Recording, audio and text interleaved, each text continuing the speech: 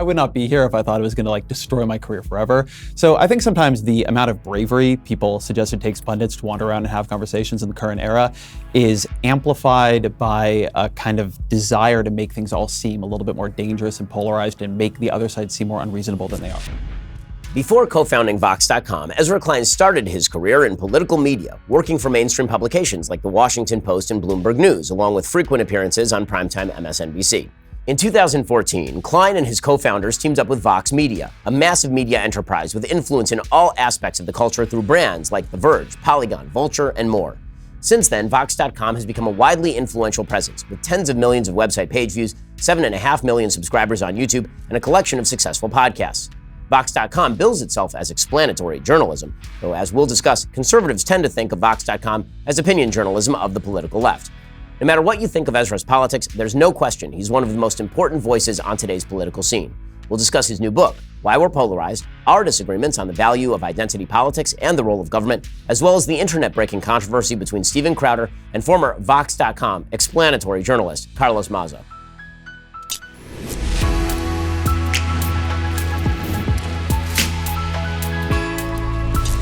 Welcome to the Ben Shapiro Show Sunday Special. Today, we have joining us Ezra Klein. Ezra is the editor-at-large and founder of Vox. First, just a reminder, we will be doing some bonus questions with Ezra. The only way to get access to that part of the conversation is to become a subscriber. So head on over to dailywire.com, become a subscriber. You'll have access to all of the full conversations with every one of our awesome guests. Ezra, thanks so much for joining the show, and welcome to the show, and welcome to the end of your career since you're on the show. So I'm canceled. Yeah, you are. I mean, I hope that you've enjoyed all of your illustrious success so far. Honestly, it'll be good to get a rest. So the book, Why We're Polarized, I want to get into that. First, I want to ask you a little bit about Vox.com, the foundations of Vox.com. So one of the things that's great in the book is you talk a little bit about your own political point of view. Obviously, you're of the left, you're a liberal. You're drinking, ironically, from our Leftist Tears tumbler. I'm drinking excitedly from the Leftist Tears tumbler. This is my whole reason for coming here today. I've always made a distinction between sort of leftists and liberals, the difference being that liberals are people I disagree with on taxes and government interventionism, and leftists are people who are interested in going after my advertisers and deplatforming me and ensuring that I am unable to make a living on the other side of the aisle and or utter things on the other side of the aisle. In the book, you call yourself a liberal. So how do you define liberal, just to kind of get that out there? So I wouldn't cut leftist and liberal that way, by the way, number one. So liberal is, I think, tricky to define, and particularly because it's become under attack. So now there's this distinction between neoliberal and leftist. You have a moderate lane, the Democratic primary, a more left lane. I think of liberalism as fundamentally about a mixture of equality with a relative high level of confidence in the ability of the government to provide those services. So in different eras in American politics, we've cut that pretty differently. So you have periods in time where the liberals were somewhat open to the state, and then also periods of time where they have been more critical of the state, but they have always wanted to make society in general more equal. They have always believed at a pretty firm level that people's life chances are very defined by luck, very defined by chance. And so the question of what our just desserts are is actually a pretty hard one to answer. And once you believe in that fundamental change of what do we really deserve and how hard that is to attribute, then it becomes very different what you should make sure people have to have a fair shot in life. So I want to come back to that in just one second. I want to ask a quick follow-up just about Vox, your publication. Mm-hmm. So obviously Vox is sort of billed as explanatory journalism. People on the right perceive it to be left. Our publication, Daily Wire, is obviously conservative. We say openly it's conservative. So does Vox acknowledge that it is a publication of liberalism, that it is a left-wing publication? I don't think you could read Vox and not recognize that where we tend to come down on most issues is left of center. I don't define us as a liberal publication, and I never have, because that isn't a way that I want to box us in. I've tried a number of times to hire conservatives at Vox. I think I've done that 5 or 6 times, occasionally succeeded. But in general, it's been harder sometimes to open it up than I've always wanted to. Look, Vox reflects me and it reflects other co-founders of the organization. And as you know, I'm a liberal, so that's made sometimes pulling it out harder. But I don't want to be in a position where Vox has to follow movement wherever it goes. That right now in American politics, I'm pretty comfortable where the liberals fall. In 5 years, in 10 years, I may not be. And so I don't want Vox in a position where what it has is an identity as a liberal publication, as opposed to views it may put it at this particular moment in American politics on the liberal side of things. And look, sometimes Vox ends up a little bit more leftist, and there are other places where it ends up being much more critical of sort of reigning liberal orthodoxies. Like I think, for instance, if you look at a lot of our housing coverage, increasingly, I think there's more of a connection between YIMBYs and liberals, but for a long time, liberals were not great on a lot of occupational licensing and housing issues at the local level. We cover that stuff a lot. So it's important, and I talk a lot about identity in the book and how it can wrap you in and box you in. It's always been important to me that there's space for Vox to change and space for it to hold a bunch of viewpoints, which, 3 days out of 5, we're able to do. Let me just say, the reason I'm asking the question was not meant as a gotcha. It's more as a sort of recommendation for defensive posture with regard to Vox, because it feels like, I do a thing on Twitter where if a so-called journalistic outlet like CNN, which portrays itself as objective, is being overtly of the left, I'll say so much journalisming. And I found myself on occasion doing that with Vox, and I feel like I don't do it with MSNBC, because MSNBC is pretty clearly of the left. They kind of build themselves of the left. And so my only recommendation with regard to Vox is just say what you just said, right? And say it more and more publicly, which is, of course, it sort of reflects what the founder's vision for the site is, as opposed to it's just the site for explanatory journalism, which is, I think, the top line that people sort of get. I don't want to hurt your feelings. I did not break that news here. No, I've said that exact thing many times. I will say one of the things that I think distinguishes some of the approach we take, let me ask you, why am I drinking out of a leftist Tears mug? Because it's funny. But so when you do that, right, if I wanted to sign up as a Daily Wire insider, the thing I get is a leftist Tears mug, right? That is my prize. Right. And don't you think that creates a very clear sense of who your site is not for? Yeah, well, it's not for leftists by my definition. And why? Sure. Because I don't believe that those people are interested in my site existing. But they are, right? There are a lot of leftists who have open minds. You defined leftist earlier in a way that I think doesn't actually make a... I specifically made this call, right? I mean, like the original draft of this mug was liberal Tears mug. You defined leftist a couple minutes ago just as somebody who hates you. But a lot of leftists, basically what they believe is we should have single-payer health care. Things should be much more equal. And isn't it a problem to cut the identity so sharply, right? To say so clearly. You guys also have that book from Michael Knowles, what is it? Reasons to vote for Democrats. Yeah. You're on there. It's thorough. Yeah. It seems to me there's a lot of work at the Daily Wire to say, this is our side and that's the other side. And it seems to me that when you do that, you make it harder for yourself to move. You make it harder for yourself to absorb new information, make it harder for yourself and for your team. You can get trapped a little bit by that audience. So one of the reasons I'm a little bit careful with Vox is I don't want to be trapped. And two, I want people to feel it's for them. If we're not doing a good job of that, if we're not, I have no problem with where we come down on things, but it's always my hope that people be able to see themselves in and their arguments well reflected, right? You talk a lot with my colleague Jane Coaston, and one reason you talk a lot with Jane Coaston is that Jane works really hard as part of the Vox team to understand trends on the right, movements on the right, ideas on the right. I want people on the right to be able to read Vox and at least feel we're taking them seriously, that we don't hate them. And, I think the message of leftist Tears is that you don't like them. Well, they're bad. I do think leftism is bad, and that's why I deliberately do slice the difference between liberals and leftists. It may be a distinction that you don't think agree reasons to vote for Democrats is going to include a lot of liberals there. That's not taking. That's really a critique of the Democratic Party, and obviously a joke. At a certain point, you do have to say, if I have to explain the joke, it's no longer a joke. But yes, we are a jokey site. We do have a sense of humor about politics.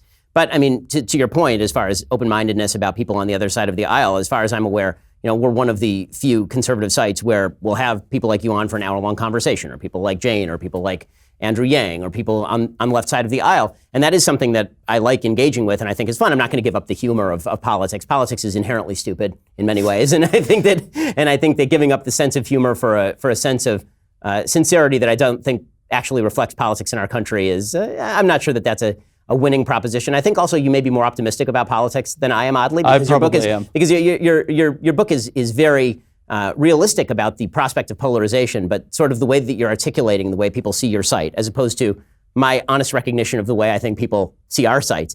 That may just be a difference between, in my opinion, realism and optimism on your end, or realism and pessimism, I think that's a super optimism and point. pessimism. I think, so I have a media chapter, and I'd love to talk with you about it, because this is something I struggle with, right? I started Vox along with my co-founders, and it's hard, right? You know this, you've built a site, it's hard. And you're in a media ecosystem right now, in a media business model, where it is harder. I talk about this a lot in that chapter, but things move to this very choice-based model. There's a tremendous amount of attentional competition. The audience is more polarized. That has made the folks appealing to the audience more polarized, right? The leftist Tears mug get a very simple answer, right? The real answer is that it helps you guys sell subscriptions. It's a powerful identity, right? Daily Wire, you are a champion, right? The point of Ben Shapiro, in some ways in the public discourse, is Ben Shapiro destroys, right? You are a champion for people who often feel in colleges or in other places like they're not being heard, like nobody's arguing for them. They're getting shouted down. You come and you show, no, this is a fight you can actually win. And one of the things that I struggle with in the media is the push towards all of that. As you say, the book in a way is grim. And some of what I'm trying to do in the book, in my podcast, in both self-presentation and broader Vox presentation, is you're a little bit trying to create the politics you would like to see in the world. And the politics I would like to see in the world is a little more open. Well, and this is what I found so fascinating about the book, is that there's so much in there that's really interesting material about polarization and why we're polarized. But I wonder if it sort of elides the main reason why I think we're polarized, which is that there are true and real chasm-wide ideological differences that are breaking out in the American philosophy right now, and that all of these systemic things that you talk about, why people polarize and why they tribalize and all that, can be true. The question is, why now? And does that reflect a broader difference that is not merely going to be papered over by sort of treating each other more nicely? So I want to get into that in just 1 second. First, when you use incognito mode on your computer, what kind of websites have you been visiting? Have you been going over to Vox.com? Have you? Well, even when you're in incognito mode, it turns out that your browsing history is still subject to people taking a look at it. Your ISP can see every single website you've ever visited. And of course, they can sell that information to tech giants. ExpressVPN is your solution. ExpressVPN encrypts 100% of your data with the best in-class encryption, so your information is always protected, even when you're using public Wi-Fi like at a cafe or a hotel. ExpressVPN works on everything: phones, laptops, even routers, so everyone who shares your Wi-Fi can still be protected, even if they don't have ExpressVPN. If you don't use a VPN, and you should be using a VPN, and your data gets stolen, honestly, kind of your fault. So go get a VPN today and protect your online activity today with the VPN I trust to secure my privacy. Visit my special link at expressvpn.com/Ben. You can get an extra 3 months free on a 1-year package. That's expressvpn.com/Ben. Expressvpn.com/Ben to learn more. That's expressvpn.com/Ben. So let's talk about the book now, since we've referenced it a bunch of times and not actually got into the content. So why we're polarized. Why we're polarized. You can buy it wherever you buy your books. 100%. Go get it. It's actually a really interesting read. Obviously, as somebody who reads a lot of books on the other side of the aisle, I found this to be a particularly informed take with regard to especially the social science research on tribalism and how people group and how people find identity. I want to start with one of your premises, and it's a premise that I actually think it certainly divides the two of us and our perspective on American politics and the world. You talk about identity politics, and you defend identity politics. You have a pretty staunch defense. Well, I sort of redefine identity politics. Right, and this is why, this is sort of the question. So I want to read you the quote on it, because I don't want to take it out of context or anything. So you say, unfortunately, the term identity politics has been weaponized. It is most often used by speakers to describe politics as practiced by members of marginalized groups. If you're black and you're worried about police brutality, that's identity politics. If you're a rural gun owner decrying universal background checks as tyranny, or a billionaire CEO complaining that high tax rates demonize success, or a Christian insisting on nativity scenes in public squares, well, that's just good old-fashioned politics. With a quick sleight of hand, identity becomes something that only marginalized groups have. So here's my question. I read this, and my first reaction was, this seems like a category error to group all these things together. The reason being that in one case, you are talking about race, an immutable characteristic of human beings that is not innately linked to politics. And in other cases, you're talking about actual ideological groups which are innately linked to politics. I mean, how you identify as a Christian is certainly going to have ramifications based on your interpretation of Scripture for politics. How you identify as a gun owner obviously is going to, that is an activity. It is not you were born a gun owner. It is you chose to be a gun owner, possibly based on your feelings about guns. Like for me, my advocacy for the Second Amendment began before I owned a gun. Right? For a lot of people who are in favor of lower tax rates, they're not millionaires, they're not billionaires. 63 million Americans voted for President Trump. The vast majority of them are not millionaires or billionaires. Well, a lot of them wanted higher tax rates on rich people. Well, that's true. Including at sometimes Donald Trump. I mean, that's true, but it is also true that for the senators who are being voted for and for Congress people who are being voted for, people have voted for lower taxes in the past. I voted for lower taxes when I was not making as much money. I vote for lower taxes now that I am making a lot more money. So the question that I have when it comes to identity politics is the kind of identity, if you are going to kind of lump all of this together, I do have an objection, which is, I think it is fair to object to identity-based politics on the basis of immutable characteristic, because there is no necessary conjunction between skin color and politics, whereas there is a fairly necessary conjunction between your religious outlook or your political outlook and identifying with other people who have that political or values-based outlook. We tend to, in life, associate with people who share our values, but if we in life only associate with people of our same race, we tend to get very uncomfortable with that, and I think that's perfectly appropriate. How do you define just identity? Take politics out of it for a minute. What is identity? I mean, in my view, identity on a broad level is obviously all the things that make you you. So presumably, race would be a part of that, of course. But in terms of what is appropriate to bring into the political square, what is it appropriate to polarize politics around? I know I'm jumping past your question. So the argument you make is, I want to make sure I'm following it, is that race is immutable. And as such, it poses, and you can tell me if I'm putting words in your mouth, it poses a particular danger to politics in a way that something like religion, something like an ideological perspective, something like where I'm from, I'm a Californian, that doesn't. That the sense of identity is chosen or built on at least shakier ground, inherited, are different than identities that are somehow something you can't take off. Yes. Why? Because if the conversations that we have about politics are designed to shape each other, if we're actually, the conversations that you want to have and that I want to have, the conversations about convincing each other, if those are to have any effect in the real world, they cannot be based on immutable characteristics because those characteristics are immutable. But hold on, they're not based on immutable characteristics. I mean, when people talk one sec. Sorry. When people talk about identity politics in coming from race or coming from really anything, the idea is not that the politics itself is an immutable characteristic. But the argument being made, at least in part, is that something about the way you're moving through the world, whether it's because you're African American or Hispanic or Jewish or Californian or you live in a rural area, is alerting you to some experience or giving you some experience that then, at least in theory, is speaking to a broader truth. I know that sometimes when you argue this point, you like to make a cut between a politics based on experience and a politics based on data. I think of experience as a way of pointing you towards what is true about the world. You then have to validate it, but nevertheless you can. Bring that in, the idea that you would take that out, that something that was immutable in you, that you couldn't take off, is something you can't have in politics, that seems wild to me. I mean, of course it's something you need to be able to have in your politics. If you're having a distinct experience because of your race or because of your sexuality or whatever it might be, to say you're going to wall politics off from that, not only does that seem weird to me in terms of what politics is for, but isn't how politics ever worked. No, but the point that I would make is that you are now conflating experience with an immutable characteristic. And that is an argument that I object to on the left. I think I don't understand what you're saying. So the argument that I'm making is if you and I share an experience, right, and that experience, right, we're both Jewish. Okay, but that's not an experience. That's a characteristic. If but you and there's something in moving through the world as a Jewish person that can be similar. I mean, we both get like a lot of anti-Semitic hate on Twitter. Right. Okay, so that's an experience, right? Our experience of anti-Semitic hate, but that does not suggest that we have a common interest except against the anti-Semitic hate. Okay, when you suggest that there is such a thing as a black interest or as a I don't want to use Jewish because Jewish actually has religious overtones, obviously. Judaism is both an ethnicity and religion. And you and I disagree, I'm sure, very widely on the ramifications of what it means to be Jewish even. So Jewish identity is a little fuzzy because it actually branches off into a couple different areas. But race is... But all identities are fuzzy in that way. Race is not in that exact way, but all identities have big groupings within them. And you're doing a crude cut, right? Whenever you're talking about demographics, you're modeling the world in a crude way that is going to get things missed and wrong at the individual level. If the problem throughout American history, and I think it largely has been, is white identitarianism, then why is that a problem, but black identitarianism or Hispanic identitarianism is not? I think that the problem is when the policy is bad.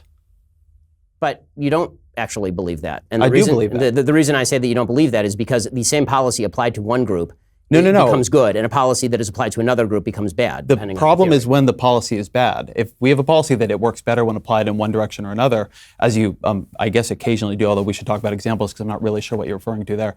You can affirmative action, for example. I think affirmative action is a way of righting a historical injustice is a pretty straightforward policy. It seems to work, and you're dealing with something that has actually happened in American history.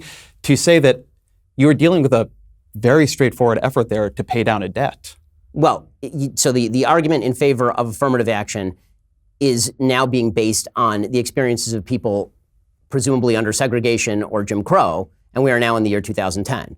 First of all, the efficacy of affirmative action is very much in doubt, according to the research of the Thurnstroms. But putting that aside, I disagree with the efficacy is in doubt, but we don't have to go through a peer review here. But let me ask you this question just straightforwardly. Sure. Why is it that if you are the head of a household, African American household, and you have a job, full-time job, you're going to have a lower net wealth on average than the head of a white household who is unemployed? Or similarly, if you're the head of an African American household, you have a college degree, you're likely to have a lower net worth than a white household headed by somebody who dropped out of high school. That is speaking to something that has happened historically, right? No question. Wealth is an intergenerational transfer. Of course. At some point, if you want society to be even roughly equal, you're going to have to do something about that intergenerational injustice. Or alternatively, the idea of equality would be that everyone is treated equally under law, not differentially by race or based on past discrimination. That is one idea of equality. Well, this is correct. And this is why when you say why we're polarized, and the implication is that we are polarized because of tribal identity, the real reason I think that we're polarized is because there are two very different visions of the world and how the government ought to operate in that world, meaning that you're you're positing a sort of Rawlsian view of justice. I fundamentally disagree with the Rawlsian view of justice. I do not think that society or government is in a place to achieve equality of outcome, nor do I think that the attempt to, in Thomas Sowell's phrase, to achieve cosmic justice is something that is either possible or desirable from the government. When you say we can't achieve, I can totally buy the argument that you don't want it to, or that you think it would be unfair.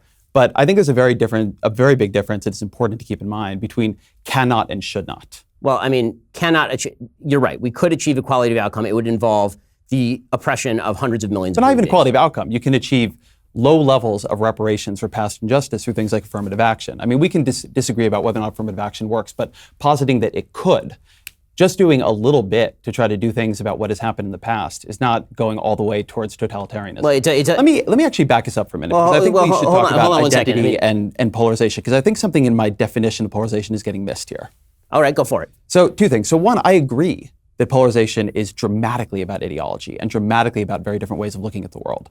The argument of the book is that what is different right now is that those are sorting so neatly by party. So go back to the 1960s, let's say.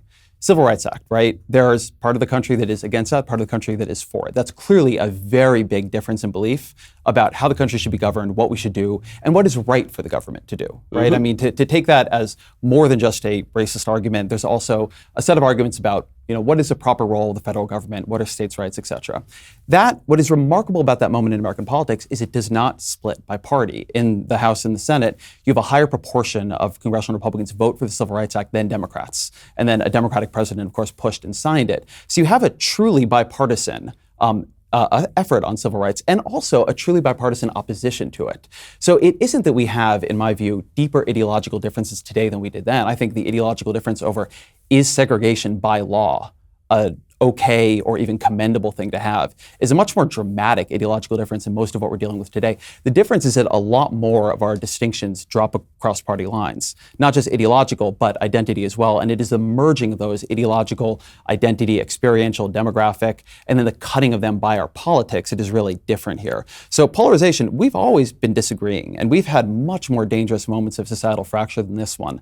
What is distinct about this moment is a degree to which they layer onto party, and then how that interacts catalytically with our American political institutions. So I don't in any way wipe away the idea that there's a great ideological debate to have here. Just that we're not in a new era of great ideological debates. What we're in a new era of is party polarization. So, I mean, I agree with an enormous amount of that, and that I think is the most solid part of the book. I think that what I disagree with is that the prescription is that identity politics generally should be treated the same based on the group that is claiming identity. So I want to get into that in just 1 second. First, let's talk about your employees. Let's say that you have an employee who is so useless, you eventually give him his own show, and then you send him to CPAC where he proceeds to be exposed to coronavirus. Then he comes home, doesn't self-quarantine, and just comes on into the office. Let's say that you wanted to replace this terrible employee. Let's call him Michael Knowles. If you are hiring, you can try ZipRecruiter for free at ZipRecruiter.com/BenGuest. ZipRecruiter sends your job to over 100 top job sites with their powerful matching technology. ZipRecruiter scans thousands of resumes to find people with the right skills and experience for your job,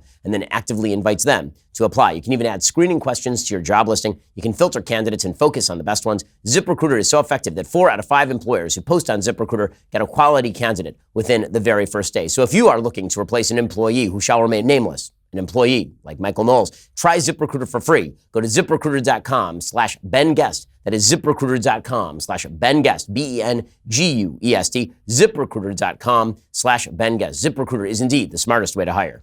Again, I come back to the question of you suggest that the only question is whether a policy is good or bad. Well, if good for whom, bad for whom, great for the good for the majority, good for all, good for all, but in the interests of some. Like, how are you defining good? Because I really have serious doubts. I don't mean to cast aspersions at intent here, but I like, to your credit, I have serious doubts that if a white majoritarian party came up, and a white identitarian party, and said the interests of white people are the most important here. Also, this policy that is expressly designed to benefit white people happens to benefit everybody else. I doubt you'd be like, oh, well, that's okay, because, sure, they're white identitarians, but that's also helping black people, so that's okay. I think that depending on how, there are a lot of different ways to think about whether or not a policy is good or bad, and we can go through them. But I think that I want to go through identity for a minute here, because one place where I think we disagree a little bit, and one thing that I tried to define in the book, is I want people to see identity as, one, obviously something we all have, and you've agreed to that earlier, but also it's something that's challenged and activated in politics. And primarily the thing I'm trying to do with identity politics here, I got to admit, I'm a little bit confused by some of the distinctions you draw, because what we're seeing in politics all the time is that identities converge, they diverge, they activate, they spin down. And we need to see it as a psychological process that spins up. And once it spins up, it changes how we relate to each other, changes how we absorb both contrary and positive information, changes how we feel about the other party. And the idea that everybody has identity and that it all works off a pretty similar psychological basis in the mind, I think that's pretty much unchallenged in the social science literature. That's pretty straightforward. And so this idea that you're going to allow some identities into politics and not others, I don't even know how you could do that, even if you wanted to, or even what exactly you mean. Like, the argument I'm making is that it's more dangerous to graft politics onto certain identities than to others. And I think that's a proposition with which, again, I don't understand. Are racial politics and religious politics, all that, because you've cut those apart from each other, as religion as something more chosen, people can move in and out of. But I mean, look worldwide, there's plenty of religious wars, plenty of religious violence. People cleave to a lot of different identities. Some of them are racial, but also racial identities are more complicated than even I think this conversation is making them sound. They change over time, right? There was a time when the Irish and the Jews were not considered white. Now later on they do become white. That's nearly as flexible as simple political affiliation based on tax rates, for example. Right, by the way, that's why I use religion as the example. Tax rates, I agree. Even use religion as an example. One of the things that the founders, I think, very wisely did is they stumped in favor of separation of church and state, specifically to minimize the impact of a state being made the weapon of a particular religious sect. So the founders recognized the problems of religious identitarianism. Right. I think you're arguing for my position. No, the opposite. I'm arguing that affiliation, specifically by there are gradations in the dangers to be posed by affiliation with particular identity groups and how those manifest in politics. And I'll agree with you that religion is in some ways, because it is largely inherited from parents, and because it is not directly politically related in some ways, that in some ways it stands between sort of the poles of race and, say, tax rates. But there are gradations there, and I think that to pretend that these are all the same, which is sort of what you claim in the book, that all identity groups to which you choose affiliation should be treated equally in politics, and that when politicians appeal to those identity groups, that is I don't think I claim that at all. Well, so explain. So then clarify for me, okay? Because I'm a bit confused. So clarify for me, do you think that there are increasing or divergent dangers based on attempts to appeal to particular senses of identity in American politics? Let me think for a second what I think about this. I don't think it is different now than it has ever been. If anything, one of the arguments I make in the book is that identity politics is paradoxically weaker now as we see it more clearly. So one of the big picture arguments I make in the book is that we are in an era of very rapid demographic change. So we are en route to being a majority-minority nation racially by about 2043. We've seen the percentage of Americans that are foreign-born go from about 4% in 1973 or 4, I think it was, to about 14.5% now. That's a couple points off from a record, but we're expected to hit a record. And then to bring religion into this, we are again en route to seeing the religiously unaffiliated become the single largest religious group. Again, that's expected by demographers in about the 2040s. So about 7 out of 10 seniors are white and Christian. Only 3 out of 10 people under 30 are white and Christian. It's a very, very rapid change in religious mores in the country. And all that is creating a lot of pressure on the system. But one of the things it's creating is an ability for groups that traditionally have not been strong enough to put their needs and their claims onto the political agenda to do exactly that. And that's why one of the arguments I make is that identity politics is often most powerful when we don't see it clearly at all. I mean, you've said already in this conversation that white identitarianism has been one of the foundational sins in American political life for a very long time. Oftentimes it is unspoken white identitarianism. Exactly. Yes. Oftentimes it is acted almost completely invisibly. Like one of the points I make in the book is that presidential cabinets for the vast majority of American history were just all white men.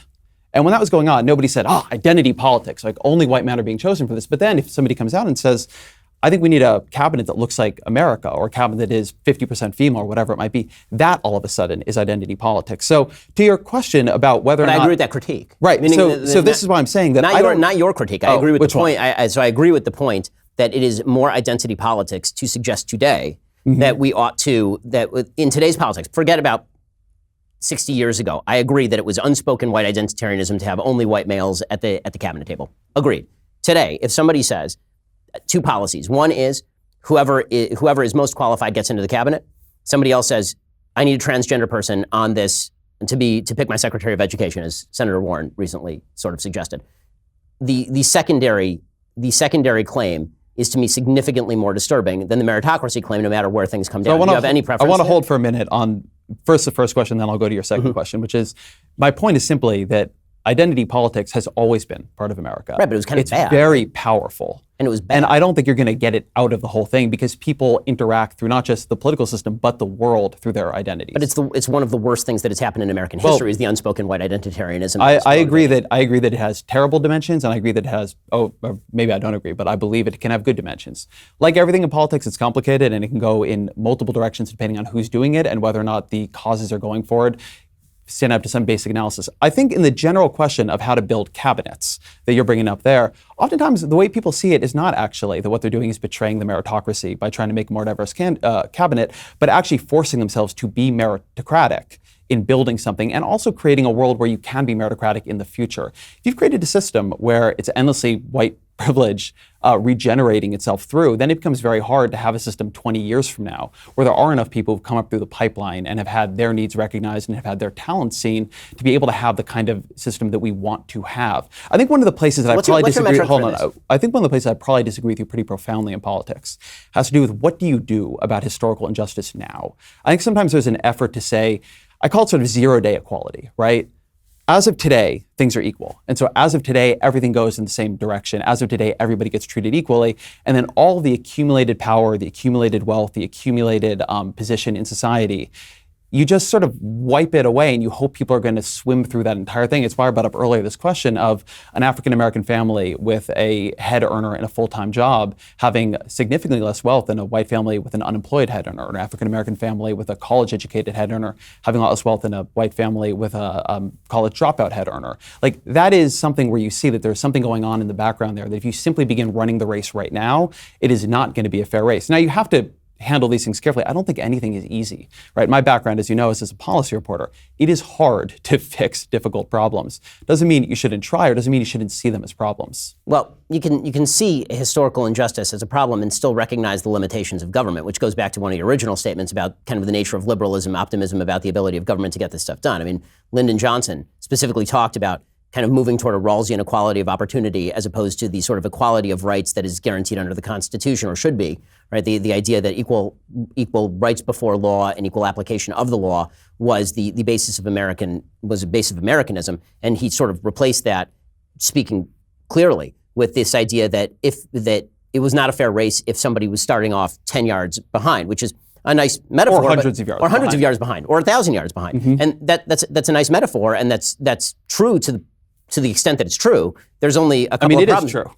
Well, when I say it's true to the extent that it's true, what I mean is that there are a couple of problems with it. One, everybody in society, to a more or less extent, is born different from everybody else in society with certain advantages and certain disadvantages. And that's accurate. Also, everybody is born either with a certain advantage or disadvantage in terms of historical circumstance.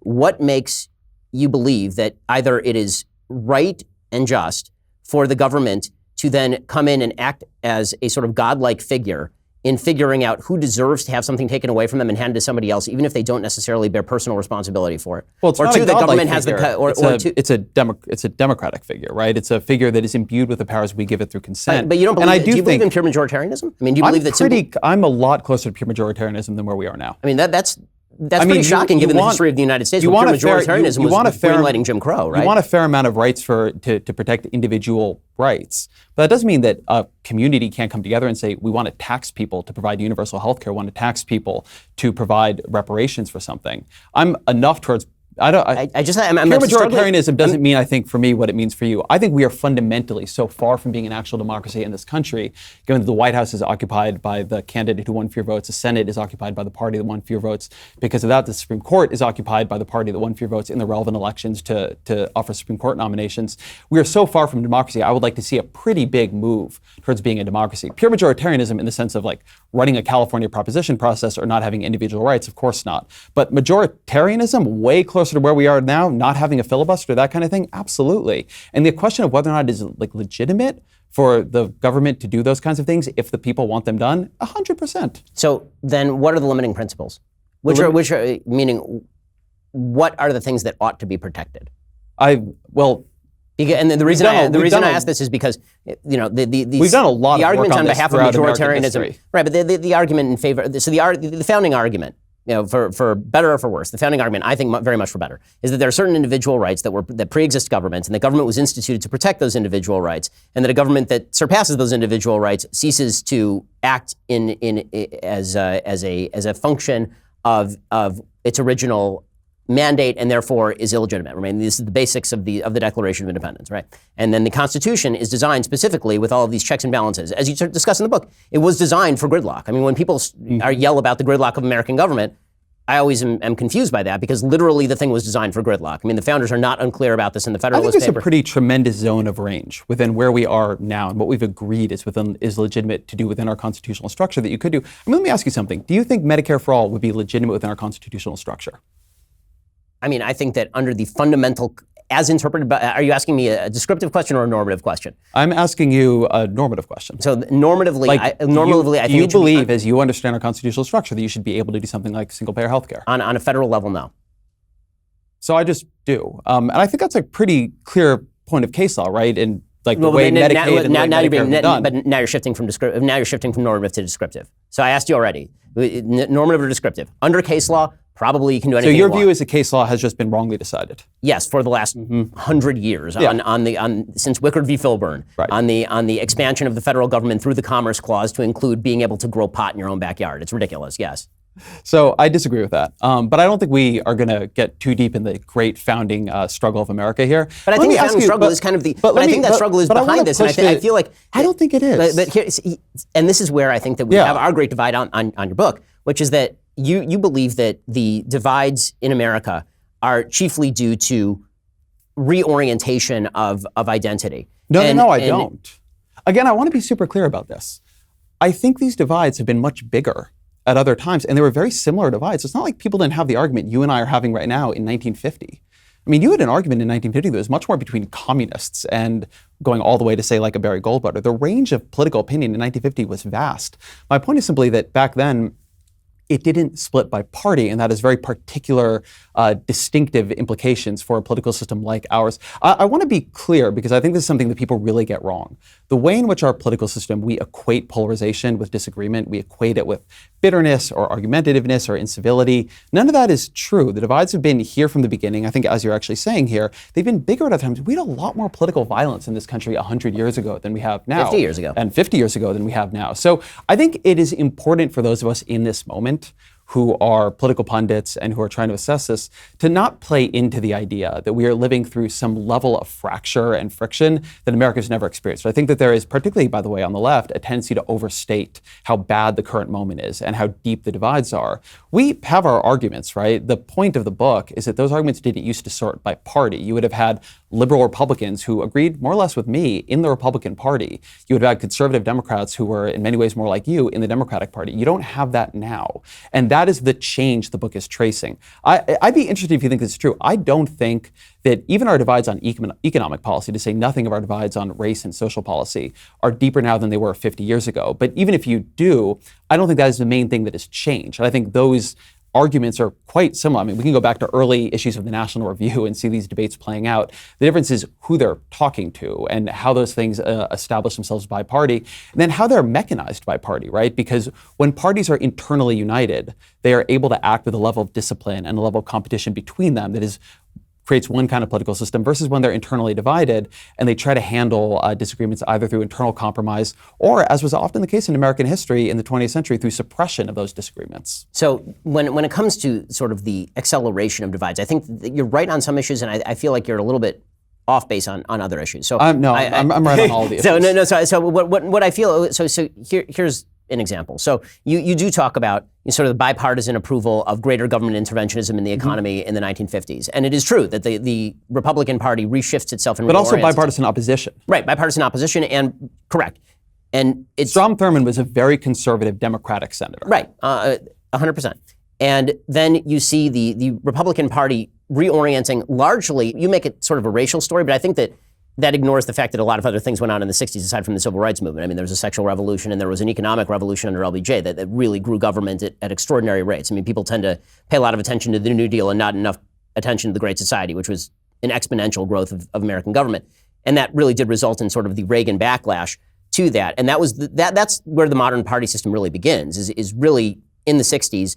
You talk a lot about the Civil Rights Act, as I say, and the Voting Rights Act, and all of that is appropriate, although I would challenge some of the assertions of the Southern Shift, which I think, again, has been statistically exaggerated and a little bit, it ignores some of the underlying economic trends. It ignores the fact that Republicans really only took over the South in terms of Congress in the early 1990s. It ignores the fact that I talk about that pretty explicitly. You do, that's true. And so I don't mean, there are reasons give it short shrift, right? Like, in fact, it gets at some interesting things. Upper income Republicans and younger Republicans were in the South were the ones who were voting increasingly Republican. Older Democrats stayed Democrat. Yeah, I mean, it's a fascinating thing, right? Identity is so powerful, including partisan identity, that to change it, you often need generational, the polite way of saying is generational cohort replacement.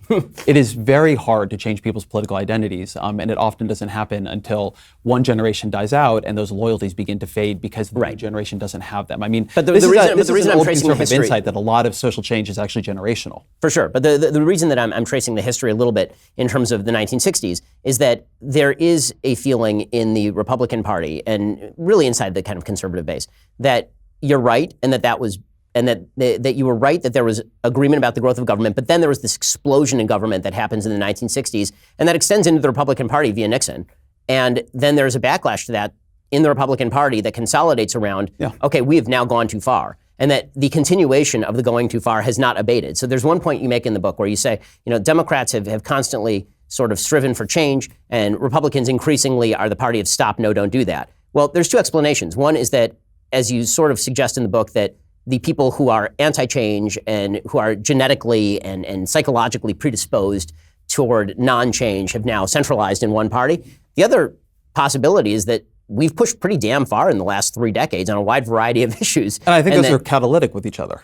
Well, yes, but I think that the psychological explanation seems to lay at the feet of psychology of political change, whereas the explanation that I'm laying forth is that the Democratic Party, the media, that particularly there's been a real social move toward the left, and that the reaction to that centralizing the Republican Party is not chiefly a psychological one as much as it is a psychological reaction to a perfectly justifiable upset. I think an argument I make pretty explicitly in the book, particularly in the demographic change chapter, is that all of this is being activated and amplified by genuine real change. It is simply not that people are inventing that the country is changing dramatically. It is not that people are inventing that things are different around them.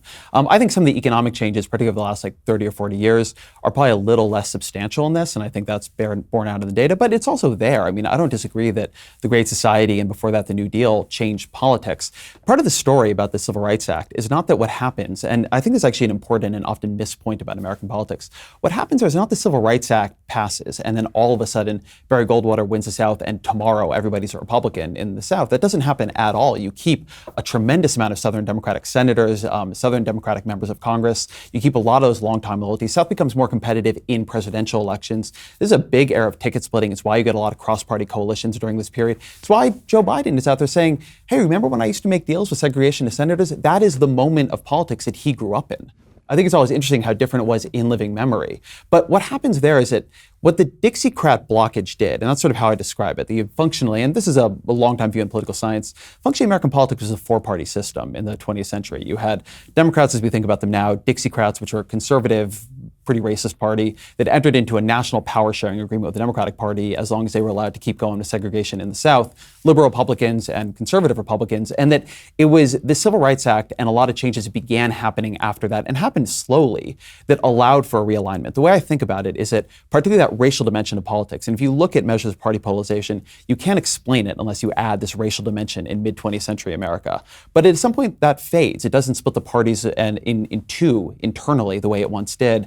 And that is what creates a possibility to have so many people who feel, as you were talking about economics, move over to the Republican Party. That it's that move where you didn't have this foundational split inside the parties that then creates a kind of flywheel process of polarization on everything else. I mean, the process of identity sorting I talk about, where you first have this move towards ideology where Democrats become the party of liberals and Republicans the party of conservatives, and then you have layering on top of that a move by race. I mean, you used to have a lot more as a percentage African-American Republicans than you do today. Jackie Robinson was very famously a Republican. If I'm not wrong, the early black senators were Republicans. And so that changes. The Democratic Party becomes very much a party of a non-white America, right? 50% of Democrats are non-white, 90% of Republicans are white. Religion splits much more. The largest religious group in the Democratic Party now is religiously unaffiliated. Right. That psychological dimension, which I think is really interesting. I have some issues with the research in this area. I think it's getting at something important. I don't think it is yet strong enough to base a huge amount of your political argumentation on. Because I was going to ask you about that, and I totally agree with that. I think there is something very real in the openness to change and conscientiousness, like dimensions, fixed and fluid, and I talk about it. I think there's some cross-cutting to that too. I think there's cross-cutting. I think the it is so-called clear, authoritarian personality is not merely a right-wing figment. I think that's right. And so I talk about it as something that is sorting. To be honest, it is something that I think is truer than we are able to get at, but I don't trust the research enough yet to layer much on it.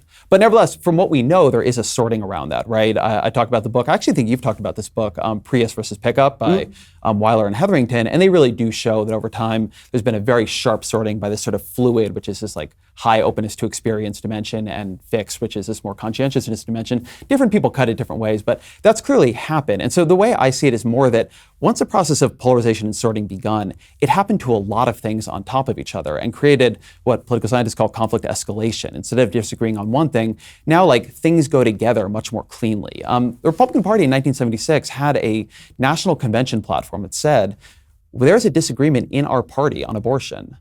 Some people in our party think you should be able to get an abortion whenever you want it. Others think it should always be illegal, and we respect that disagreement. It wasn't until later the party's polarized on abortion. I also note in the book, you look at Bill Clinton's 96 convention platform, he sounds like Donald Trump on immigration. Right. The parties are substantially more different now, not because those opinions, and I think this is something we're circling a bit, not because those opinions that they're fighting over now didn't exist in American politics, but to the extent they did, they existed as cleavages inside the parties too. And when a cleavage is inside the party tries to compromise it or suppress it. When it is between them, they try to escalate it. And so what I'm trying to describe is a difference in political conflict dynamic, not a difference in political opinions that sort in the public. The thing political scientists argue about in my book is that they feel the mass public is not polarized on policy very much at all. And in fact, if you look at most people, they're very unpolarized on policy. I mean, Republicans very heavily support higher taxes on the rich. Democrats have all kinds of views that would get you canceled on liberal Twitter. Like, it just doesn't fall the way political elites fall. We are unusually, all of us, super ideological. And going way back to converse studies in the 50s and 60s, only about 15 to 20% of the population has a very clear, coherent ideology, a sense, as they say, of what goes with what. What's changing is just how sorted those parties are at the top level, and that changes how the mass public reacts to them at the bottom level, because people are sitting there. It's much easier to make a distinction between two parties that have very clearly different views on abortion than two parties that are mixed on them. Easier to make a distinction on immigration, if you care about that a lot, between the party of Donald Trump and Hillary Clinton than the party of George H.W. Bush and Bill Clinton. And so as parties change, as these disagreements locate in parties or between them as opposed to inside of them, it very much changes the dynamics of American politics more broadly. So I want to get into that in just 1 second. First, here's the reality. If God forbid somebody in your family should die, well, that's going to be incredibly stressful and terrible. But on top of that, it can be really financially stressful. No one ever wants their family to go through that if something bad would happen to you. The truth is, no one is good at predicting the future, but death is inevitable. That's where Policy Genius can help, at least take care of your family. Policy Genius makes finding the right life insurance a breeze. In minutes, you can compare quotes from top insurers and find your best price. You could save $1,500 or more a year by using Policy Genius to compare life insurance policies. Once you apply, the Policy Genius team will handle all the paperwork and the red tape for free. And Policy Genius doesn't just make life insurance easy. They can also help you find the right home and auto insurance, disability insurance. Listen, there are lots of ways you could plot. It could be something terrible like disease. It could be that you're walking down the street and a piano hits you on the head. But if you don't know what's just around the corner, that's okay. Be prepared for anything, or at least make your family prepared with life insurance. In just a few minutes, you can find your best price and apply at policygenius.com. That's policygenius.com. Everybody gets the future wrong. Better to get your life insurance right. Go check them out at policygenius.com. To get back to the sort of identity politics question, because that's really the area where we disagree. I agree with so much of your analysis on the polarization of the parties, and it's obviously true that all of the ideological diversity within the parties is basically gone at this point. I mean, the Blue Dog Democrat is basically gone. The very liberal Republican is effectively being moved out. I mean, you can see people who are not even liberal Republicans, if they cross the party, are now being sort of sent into the wilderness, wished into the cornfield. So that out on the ice floe. Right, exactly. So that sort of stuff is obviously happening. I guess the question is, when it comes to how to have political conversations and how to cure the polarization, a lot of that to me is going to rely on having conversations like the one we're having, where neither of us feel that our quote-unquote identity is threatened, as opposed to most of the conversations that are being activated, and this is true right and left, people who are activating conversations solely on the basis of identity. And this goes back to the question I was asking before, and that I think we sort of escape and I want to come back around to, and that is, do you think that there are gradations of danger in the kinds of identity that are appealed to in politics? Yes, I don't think there's any doubt that certain kinds of identities are more fundamental, and they are harder for people to cross, and when they are threatened, people react more strongly. And I think that in general, the two that have dominated in American politics, or maybe the three, are racial, religious, and then party. And I do think party is a bigger kind of identity than we often give it credit for, and should be understood as an identity. I mean, again, this is why I push you a little bit on the leftist tears thing. I agree it's funny. That's why I want the mug. It's why I'm not leaving in this, I also in this think place without a mug. I think it's the least dangerous conflict. But I do think that when these things all begin to layer on top of each other, and that's the story I'm telling in the book, one of the points I'm making is that we have to understand political identities as identities. And that's why I go through a lot of this other, separate from, because I want to be clear for this for the audience. We were talking a couple minutes ago about political psychology research, about psychological substrates of people's politics later in life. Here I'm talking about research about how people form identities, which I think is much, much stronger. And we can go through the Henry Tajfel stuff if you'd like. But I think that what is happening now is we have to understand that a lot of the polarization in the country is actually coming from political identity, which is fed into by racial, by religious, by geographic is another, I think, quite big one, kinds of identities. So I'll give you an example of this. Michael Tesler, the political scientist at UC Irvine, he shows that in polling, if you looked at racialized controversies, which we had plenty of in the 90s, they were very divisive in the country, but they didn't split by party. So if you polled the O.J. Simpson verdict or the Bernard Goetz trial in New York, people had different views, but those different views were not different by Republicans and Democrats. If you poll racialized controversies now, George Zimmerman, or a couple years ago, whether or not, this is my favorite, whether or not 12 Years a Slave should win an Oscar, which is not something the parties took position on. But if I'm remembering the numbers here correctly, 69% of Democrats said yes, 12 Years a Slave should win an Oscar. 12% of Republicans said yes. So what you have is a layering of these identities on top of each other, and then they come out in these political identities, which in many ways are much more comfortable arguing about, right? We have just to finish one more study here, I show in the book a study that I think is pretty disturbing, which is by Shanto Yengar and Sean Westwood, where they show that if you give people a form and you ask them to rate somebody applying for a scholarship, you now see very, very high rates of discrimination simply based on whether or not the hypothetical scholarship applicant was a Republican or Democrat in high school. These political identities are standing in for a lot. They are very powerful in how we treat each other, and they're at the core of a lot of political polarization. And I think much more so at the core of it than some of these other identities you're talking about. So I think the opposite. It feels to me like the politics have been layered onto the political identities by politically motivated actors.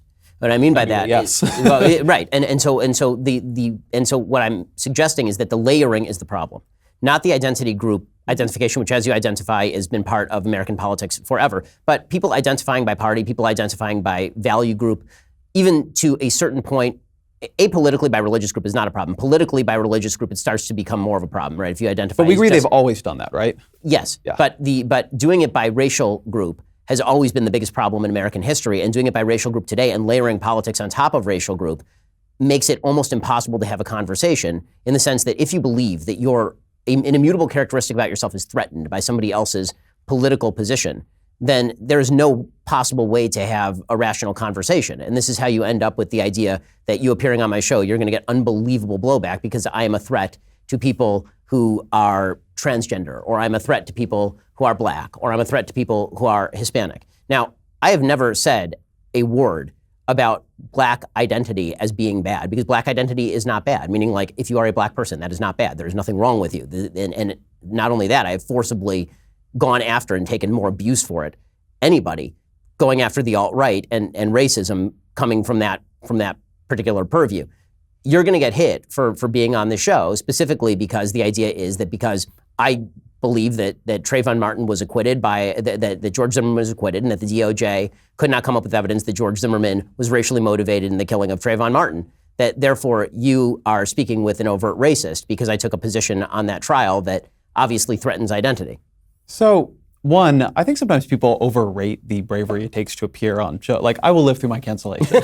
Like, I would not be here if I thought it was going to like destroy my career forever. So I think sometimes the amount of bravery people suggest it takes pundits to wander around and have conversations in the current era is amplified by a kind of desire to make things all seem a little bit more dangerous and polarized and make the other side seem more unreasonable than they are. I have plenty of conversations on my show with people I disagree with, like Rod Dreher and Andrew Sullivan and so on, and my show doesn't get canceled. It's all fine. People live.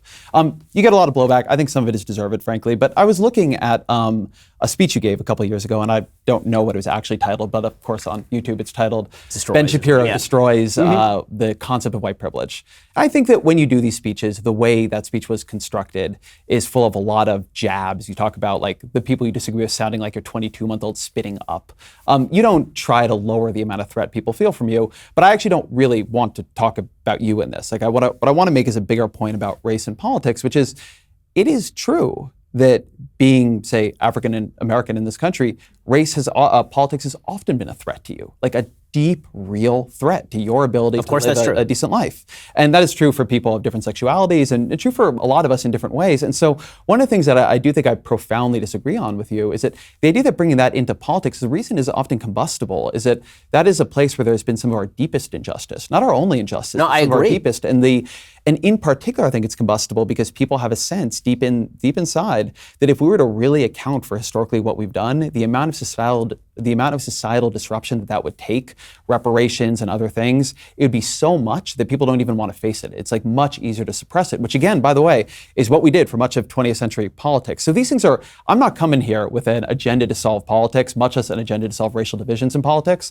But the idea that racial divisions are part of politics, you're going to somehow like lock them out, it just seems wild to me. I mean, of course, one of the many things we have to deal with in politics is racial division. Politics is a place where we're able to take our divisions and hopefully deal with them non-violently so they don't explode in other parts of our country and other parts of our society. Now, I have very deep concerns that we've become unable to deal with anything in politics, be those racial divisions, be it healthcare, be it anything. But that's a set of arguments I'll make about the way our political system now functions, not so much about whether or not it is viable to bring these disagreements into the political sphere. But I think that at root, there is also a fundamental disagreement here on how many of these political disagreements go to identity. And that may be the biggest disagreement of all, which is that I agree, there are obviously certain points where there are policies that are threatening to black people and were designed to be threatening to black people, right? I mean, most of American history was replete with exactly such policies. The invocation of policies that are not only facially neutral, but not designed to be discriminatory toward black people, the activation of the racial trigger when it comes to the invocation of group identity in response to that, I think is incredibly dangerous and it ought to be used with great care. And I feel like you downplay the amount of care that ought to be used for that because you're pretty sanguine about the idea that policy is generally racialized. I don't think I do downplay the amount of care you need. I think I take a lot of care with it. And I think actually one of my criticisms of you is I think you don't. I think that you say a lot of very inflammatory things that offend people, and then when they're offended, you weaponize that offense back at them.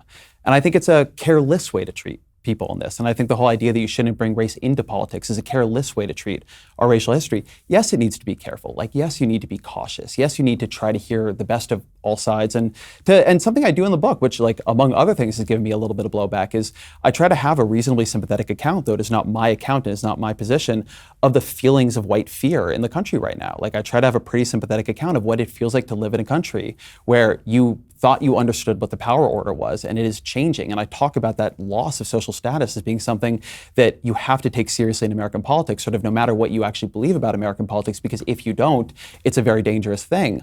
So it's actually not my view that you should deal with it without much care. It's my view that you just do still have to deal with it. We don't get to dodge our hard issues because they could be combustible. It just requires us to deal with them in more decent faith. So, I mean, obviously, I think we ought to deal with hard issues, and I want to get to that in just one second. But first, let's talk about saving time and money. You know, it's not really a great use of your time or your money to take a bunch of packages, schlep them to the post office in the back of your car, and then wait in line at the post office. Post office is great, but why not just do everything online? Stamps.com is completely online. Plus, you save 5 cents off every first-class stamp and up to 40% off shipping rates. Simply use your computer to print official U.S. postage 24/7 for any letter, any package, any class of mail, anywhere you want to send it. Once your mail is ready, just hand it to your mail carrier or drop it in a mailbox. It is indeed that simple. Think about how much time and money you could have saved on letters and packages over the years with Stamps.com. You get discounted postage rates that you can't even get at the post office. There's no equipment to lease, no long-term commitments. If you even consider using one of those expensive postage meters, well, you're living in the past. Bad decision. Instead, check out Stamps.com. It's a no-brainer. It saves you time. It saves you money. It's no wonder over 700,000 small businesses already use Stamps.com.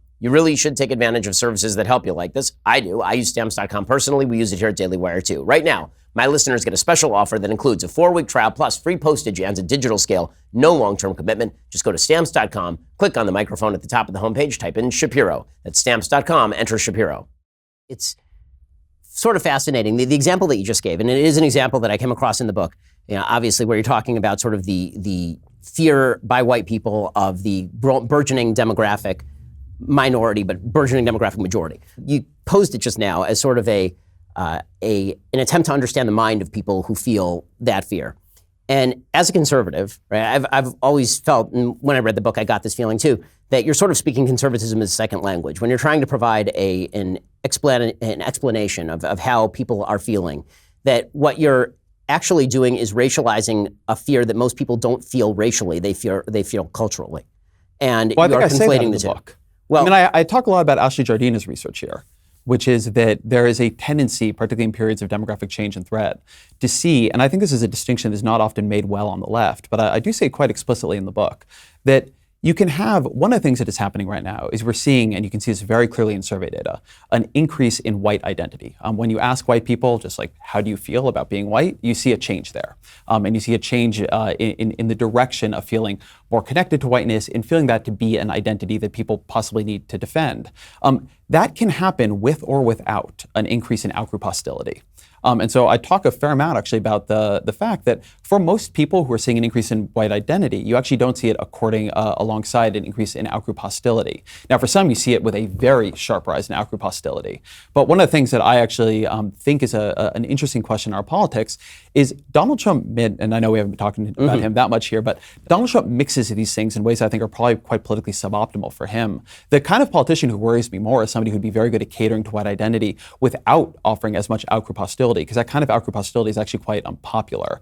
But the question of defending privilege, I actually talk in the book about a study that shows that if you go and you remind white college students and talk to them about white privilege, they were then going to score, like if you test them after, higher in various racial resentment factors. Like, you have to be very careful in the way you talk about this, particularly in a country with a lot of change. I don't think I'm racializing things that aren't racialized, but I am trying to deal with the fact that we have a series of interlocking demographic changes that are happening all at once, on top of, by the way, a lot of technological changes and political and social changes that are creating a sense of just change. It is happening too fast. I quoted some length William Barr's different speeches about how the secular left is pursuing an organized destruction of religion.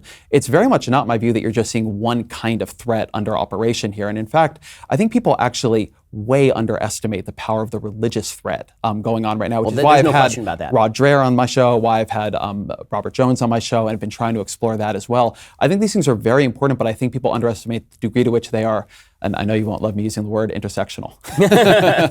Well, no, listen, the thing that I've seen a lot of folks on the left doing, Jane Costa and I have talked about this at length, is going back to sort of the original definition of intersectionality, which of course is perfectly valid. The idea that you have intersectional identity in the sense you could be a woman and you can be discriminated against, and a black person discriminated against, and a black woman is discriminated against in a different way, that's perfectly valid. But the idea that you can sort of set up a hierarchy of victimization inherently at the hands of white majoritarian society is inevitably going to set up the white population in opposition to that. You have now declared that that you are inherently part of this white hierarchy of power that is cramming down on everybody else. And of course, that's going to create a reactionary backwash that is going to just be the natural result of being excluded from the coalition of the supposedly dispossessed.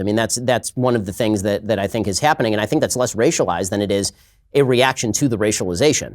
And so these factors the chicken and the egg here is very difficult. Well, but the question is how to stop that, but I don't get the sense that you necessarily want to stop that. I don't think you're going to be able to stop it right now. And I think that's scary. I will say, yeah, I do think it's, you don't choose these colors for your book if you think it's all about to get better. Right, but what I will say on this unless you're willing just to finish the thought, what I will say on this is that what I'm trying to do in the book this is, and you've read it. Yeah. It's not a polemic. Like, it's not me explaining to you how I think the world should be. I have a little bit of solution stuff in the back chapter, and I'm sure you disagree with some of it. But in general, like, you can pretty much realize I wrote that chapter as like a hostage letter. Like, I didn't want to write a solutions chapter. Right. And I downplay. And the solutions are all anything like get rid of the filibuster. Yeah, that kind of thing. I am trying to describe how a system is working. Like, this is a book of, to go back to Vox, explanatory journalism. It is not a book of like, here is what Ezra Klein thinks is right about the world. Whether I speak conservatism as a second language or not, like, I'm less interested in sort of who's right in this at the moment than I am in trying to give people stronger and better micro foundations for understanding how politics works. What I want people to do is understand why political actors, ranging from you and me to Mitch McConnell to Donald Trump to staffers, et cetera, make the decisions they do. I think I have, for somebody who's clearly on the liberal side of that debate, a pretty sympathetic account of what Mitch McConnell did during the Merrick Garland affair, trying to explain like how that was a very straightforward application of his own incentives and the rules of American politics, and asking him to take one of the most ideological, consequential votes he would probably ever have as a Senate Majority Leader and not see it as an ideological vote in a time of high ideological polarization, which is at some point that theory is going to fail, right? And so I'm trying to change the way people see politics as working, because I think we're baselined to a way it worked in the 20th century that is no longer how it works given the party structure we have. Look, we can talk about depolarization. I would like to have had, and I will tell you that I worked at this. It's funny that I sometimes wish you could have your null hypotheses more clearly in the book. I spent a lot of time looking at literature on depolarization. I don't think anything works at scale. I think that there's definitely evidence that you can do things like intergroup contact, and if you moderate and structure things so people are working towards a common goal and so forth, it will depolarize. It just is very hard to figure out how you do that at scale, given all the forces that are moving towards polarization, given all the media outlets that move towards polarization, given how different the parties are from each other. I mean, if we have, and I don't know who's going to win the Democratic primary at this point, but if we have a Bernie Sanders versus Donald Trump election in 2020, just the size of that difference is really dramatic. And that's the kind of size of difference, whether or not we have it this year or not, that we're moving towards. I will note that it did feel, since Bernie Sanders is going to win the primaries, the line that you have very late in the book where you suggest that the best evidence that the Republican Party has sort of moved off its institutional moorings is the 2016 race, in which Trump won the nomination, but Hillary won the nomination in 2016. And now we're looking at socialist. I don't think there's any doubt that the Democratic Party is polarizing and moving left. I mean, there's some differences in the Democratic Party and what it can do and how it can move left. And I talked about that in the book because of the way their coalition is structured, and they have to win center-right voters because of the geography of the Electoral College. I mean, there's a discussion on the left about how to win sort of downscale, more conservative whites in Wisconsin, that there's not a matching discussion on the right about how to win, like African-American voters in Los Angeles. But nevertheless, I don't think there's any doubt the Democratic Party is moving in a polarized direction. And I think one of the big unanswered questions of the book for me is, are the differences between the Democratic and the Republican parties, is the Democratic Party following the Republican Party on a lag? I don't think Bernie Sanders and Trump are equivalent politicians on a lot of different levels, including, by the way, that what I would say about him, Bernie Sanders is a very long-time American politician. He's not an outsider force. He was a runner-up in 2016 in the Democratic primary.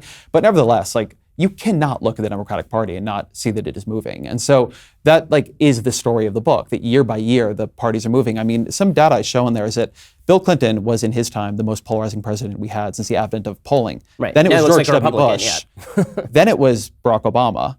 Then it was Donald Trump, right? So every president has gotten higher in this, and those are presidents of different parties with dramatically different personal, rhetorical, political styles. So what is happening here is structural. I really am trying to move a lot of the analysis off of individual. Like in political journalism, we personalize things that are actually systems. This is trying to analyze American politics as a system and see how it's changed over the past, let's call it 50, 80 years. So the chief critique that I had of the book, and as again, I recommend everybody read it. There's so much good information in it, and it really is fascinating. Why We're Polarized, go get it at your bookstore. But the chief critique that I had of the book is I feel like because of the way that you define the problem, and then because of the way that you defend identity politics broadly, as we are all engaged in identity politics, you have now foreclosed a solution. And everything in the last chapter, as you rightly, you basically say it straight out, it's a Band-Aid on a gaping wound, right? That's not, getting rid of the filibuster ain't going to cure these problems on a systemic level. What I mean by that is you set out a system whereby our increasing sense of identity invested in politics is separating us.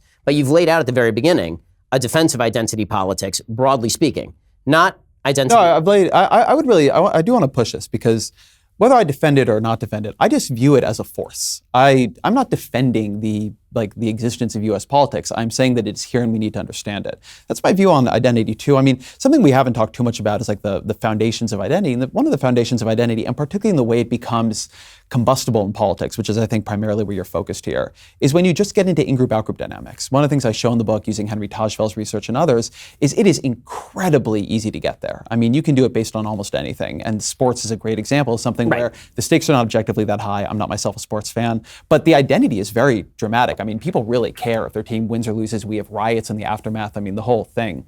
And that's a little bit why when I come here, I think it's interesting to me that you're so down on identity politics, but you're doing strong in-group, out-group stuff. I mean, like facts don't care about your feelings is like a whole, I'd actually love to talk about that if we have time, is a whole different situation around, like what you're saying is that people on the other side of you, like they're not factual. You don't really have to listen to them. They're feelings-oriented snowflakes. They're crying into their liberal or leftist tears mug. And that's a way of telling the audience, like that is just identity and in-group, out-group stuff. It's very classic. Like in some ways, I see the incentive there. But I find it just weird to see somebody doing that and arguing against identity politics. Like that is identity politics. That's how it works. Again, because I've differentiated between the types of identity politics. I know, but that's a differentiation that doesn't fit the social science of how identity actually functions in people's heads. And the other thing that I think is important about that. This is malleable. I mean, nobody can become not black who is black. People obviously become not leftists who are leftists. There are people who become leftists who are not leftists. There's a malleability there. I don't think the malleability thing is such an important distinction as you do. And the other, then what the hell are we doing in politics, dude? I mean, if there's no malleability in our ability to change other people's opinions, not only is the book pointless, but all of politics is pointless. No, because I don't think identity is determinative in the way you do. I think that people from the same identity will have different politics. And identity is something that shapes people's politics. I actually have a line in there because I think one thing you will sometimes read, and people have said this at Vox, is that all politics is identity politics. And I'm pretty careful not to say that. And the reason I don't say it is that I don't want people to think that identity is like, it's like classical physics driving politics. If you can simply like match people's identities on a list, you know exactly what they're going to think or do. That's clearly not true. I mean, just like look around. And not only that, but people have a lot of identities simultaneously. Some of those identities are contradictory. They come out at different times. One way to understand a lot of elections is there fights over what identity we should be inhabiting, what identity should be activated when. But one reason I think this is important, I do have a whole chapter about the way we absorb information, and particularly things like identity protective cognition. And one of the ways in which I think identity is particularly dangerous in politics is once we've locked into an identity that we feel is threatened, it becomes very hard for us to listen. It becomes very difficult to listen. And so when you begin doing things with what they actually say to people is, you don't have to listen to the other side, or if you do, if that side wins, you are going to lose. It becomes very hard for us to hear. It becomes very hard for us to actually change opinion. To your point about malleability, I don't think the problem with malleability is identity. I think the problem with malleability is outgroup and a sense of personal stakes. Right? If people understand those are deeply related, obviously. They're somewhat related, but they're not purely related. Like if there are different ways to set up a conversation, and if people feel in the conversation that depending on who wins, that really affects them, or they feel that everybody's in the circle together, those are really different. Like something that is just different. A thing I find fascinating about you is that like you operate in very different ways in very different contexts. Like something you've done really well in this conversation, I see it because I do it too, or try to in conversations like this, is you've drawn the circle kind of around us. Right? You said, we're both here in it together. You're a liberal. I don't hate liberals. I only hate leftists because they hate me. Like, you're fact-based. Like, I think the book is good. But there's a lot of work on the sort of like macro Daily Wire world to cut this divide and say to people in a way that deeply offends them, like, you're dumb, you're feelings-oriented, you're a snowflake, you should stop crying. And that stuff makes it hard to hear. And so when I think about what you're going to do in politics, I think about a lot of like, how do you de-escalate conversations? Not how do you tell people not to bring identities they have to have or that they're very deeply rooted to psychologically or otherwise into politics. Of course you're going to bring that into it. Like they bring everything else in their lives, their resources, the actual economic position they're in. Like how once they're there, are we able to have conversations? I am pessimistic about it, right? That's part of what the book is saying, that I think the way the incentives of the media and other things are structured, it becomes much harder to do that. But I really disagree with the cut where it's like, some identities are fine, others are not, but like we can just like all be at war with each other. And as long as we are not like at war over things that relate to, you know, like immutable characteristics in the way you see them, like it'll be fine. I mean, these things all operate in politics somewhat similarly, and in other countries and other cultures, and even here at other times, they've become very dangerous in different ways. I mean, my God, like look at like Ireland during the Troubles. But when you don't need immutable characteristics to have things get very dangerous. What you need is problems you can't actually resolve through a political system. I mean, that's true, but as you strengthen the identities, and again, I think political identities are the softest form of identity. when you strengthen other But I mean, we identities. have evidence that people discriminate like very dramatically on political identity now. They're not soft to people who hold them. But listen, I mean, you're saying the leftists want to destroy your life, like take away your livelihood. I mean, literally, there are groups that are dedicated to. No, I understand, but that's what I mean. My The show political and identity trying to is attack powerful. my advertisers. So this is. No, I'm not telling you that people aren't out to get you. Like I saw that video of you and your family getting like hounded by right winger, like the alt-righters. yeah. That was, I thought, a horrifying thing. I mean, this stuff is fairly. So, but real, that's what I mean. The political identity is very powerful. Right, but the point that I'm making is that, or that I was going to make, is that once you strengthen the idea of identities that are more deeply rooted than politics, because politics is a slightly later human invention than tribe or race. I mean, these are things that are a little bit more biologically fundamental. Some race. I mean, race is some race. Very shifty over over human history. Right, and tribal would be a better description, right? Tribal or familial driven or ethnicity, yeah. right? However you derive that. My kin versus yours. Correct. That stuff is really, really deep in the substrates of the brain. Whereas politics can be mapped onto that, but it has to be mapped onto that. And so you're opposing the mapping, and I'm suggesting that. I'm not opposing. You're not opposing the mapping. Actually, I'm opposing the mapping. You're opposing the mapping. And so to combine that with the idea that a pure majoritarian big government can solve the problem scares the living hell out of me, because at the same time that we're polarizing, you're making the case that we should have basically a more majoritarian system, more powerfully able to cram down on an increasingly polarized country by group identity. Well, when you put it like that, it doesn't sound great. Let me put it my way as opposed to yours. Which is, what I would say is one of the frustrating things about politics in this era for people is that disagreements are very hard to resolve in any way that they can see change and progress, or even change and harm to their actual interests. We are constantly, because almost nothing passes ever, we are constantly locked in the conflict part of a disagreement. And so you don't get like the liberals passing single-payer healthcare, and then people can say, oh, did I like that or did I hate that? And so do I want to bring them back to power or do I not? Or similarly, Republicans run on repealing Obamacare for a decade. They get the White House, they get the House, they get the Senate, and they don't repeal Obamacare. Well, they make deeply conflicting promises throughout, but yes. Well, yeah, but they definitely. No, they promised to get rid of Obamacare. Yes. No, that's me critiquing Republicans, by the way, right? The point I want to make, they're promising to repeal Obamacare, but also not affect pre-existing conditions. You can't do all these things at once. I agree with you. But, and we should. I would love. I don't know if we'll have time, but I'd love to talk about healthcare with you. I'm sure we will not have time at this point. I think we're over time now. But yes, I might have finished all my liberal tears by then. But I think it is a healthier form of politics for political parties to have to appeal to a majority of the public, not go to some like unbelievably majoritarian system, but just like in general, to govern, you need 51% of the vote. Like that's how most parliamentary systems work. And if you get that, which I think is an important distinction here, if you get that, you can actually govern. Like in other countries, if you win power in Canada or you win power in the UK, what it means is you have a governing coalition. Like that is like the actual thing that means. If you win the presidential election here, like we might have in 2021, President Bernie Sanders and Majority Leader Mitch McConnell. Right. And that's going to be a very frustrating outcome for everyone. And so one thing that I argue is that polarization is particularly difficult when it does not allow you to govern, because then everybody's just caught in a constant fight for power, but not an ability to have an accountability feedback loop with the public where, okay, these folks came in, they got voted in, either I voted for them or I didn't, but they're in now. Like, do I like what happened or not? Instead, we're in endless arguments about why things didn't happen. Donald Trump says Democrats are obstructing him and impeaching him and keeping him from doing anything. And Barack Obama says that the Republicans are obstructing him, coming after him, keeping him from doing all things he wanted to do. Right. And both of them, to some degree, are right? Wherever you come down on who's morally right to do it, is nevertheless the case that neither Donald Trump nor Barack Obama got like 25% of their agenda through in the way that they imagined it over the course of their presidencies. And I think that is a problem. I think that is something that makes it very hard to see disagreements coming into anything that could shake people out of where they are. Right. Look, if I could imagine a great way to take down polarization, to take out the groupist impulse in the human psyche, I'd be open to it. I'm definitely interested in doing that. I just don't believe in it. Like that is like in my sort of like facts don't care about your feelings. Like I don't think that research cares that I don't like it. So like that's where I come down. Like I'm pessimistic on this. But I do think you can have political systems that work better or worse inside conditions of polarization. And I think it'd be better to have a political system where people could govern and the public could decide if they liked the way the governance had happened, as opposed to a political system where nobody can govern and the public then has to decide, like, why did nothing happen? Why are my problems not getting resolved? Why do I feel like I keep trying to make American politics better and it only keeps getting worse?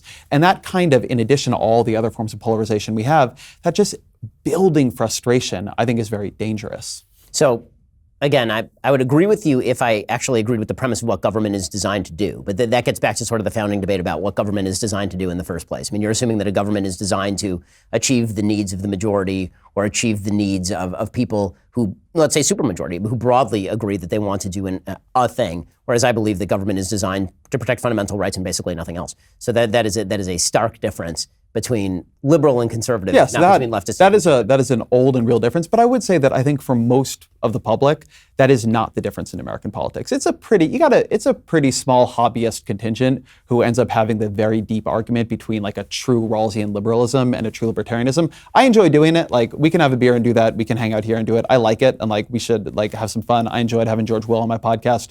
He came on and made that argument for a while, and like we go back and forth. I think the Republican and sort of right-wing turn against democracy itself, which has gotten stronger as democracies become more of a threat to right-wing interests, I think that's dangerous, and like it is a good debate to have that gets to very fundamental differences in American politics. Most people, like if you poll them, they want the problem solved. That is what they want government to do. So in terms of like my view on this, of what is making political divisions, different ways, that no matter how just to hold on for a moment here, the way the mass public is having a building frustration because nothing changes, that to me, when you talk about what makes politics dangerous, like that is what makes politics dangerous, when you can't resolve conflict. That is where things become coups, that is where things become violence in the streets. The Merrick Garland thing, I make the argument that Mitch McConnell did what you would expect him to do given his incentives. You could also very much imagine a future where the Supreme Court becomes unusable, or the Supreme Court has 3 open seats for a period of 10 years because nobody can come to agreement in an extended period of divided government. And that kind of thing, when we lose the capacity to resolve disagreement or make the system function, I think that is what begins to shake at the foundations of systems, because most people, they don't want to watch or listen to our podcasts or our YouTubes. What they just want is for their lives to work. And like, if politics isn't doing that for them, they're going to get pissed. Yeah, my problem is I don't think no matter how you slice politics, it's going to make your life work. I think you're going to make your life work, and the best you can hope for is for the government to leave you the hell alone. But with all of that said, I want to ask you one more question, because we've gone way over time, because this is so enjoyable. It really is. And thank you so much for being on the program. I do have a couple more questions I want to ask you. If you want to hear Ezra's answers on free speech and about the big debate between Carlos Maza and Steven Crowder, Vox took the position that Steven should actually get kicked off of YouTube. If you want to hear Ezra's answers on that, become a Daily Wire member. Go to dailywire.com, click subscribe. You can hear the rest of our conversation over there. Well, Ezra Klein, it really has been a pleasure to have you here. I'm sorry that we don't have more time, honestly. Like, we've gone probably 25 minutes over here. We could easily go for 4 hours. Pick up his book, Why We're Polarized. Definitely worth the read. And be sure to listen to The Ezra Klein Show. And as I say, again, title of the book is Why We're Polarized. Ezra, thanks so much for stopping by. Thank you for having me.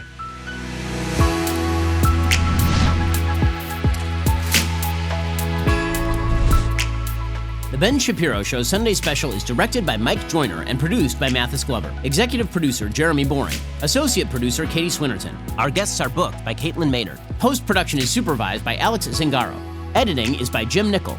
Audio is mixed by Mike Coromina. Hair and makeup is by Nika Geneva. Title graphics are by Cynthia Angulo. The Ben Shapiro Show Sunday Special is a Daily Wire production. Copyright Daily Wire 2020. By Daily Wire 2020.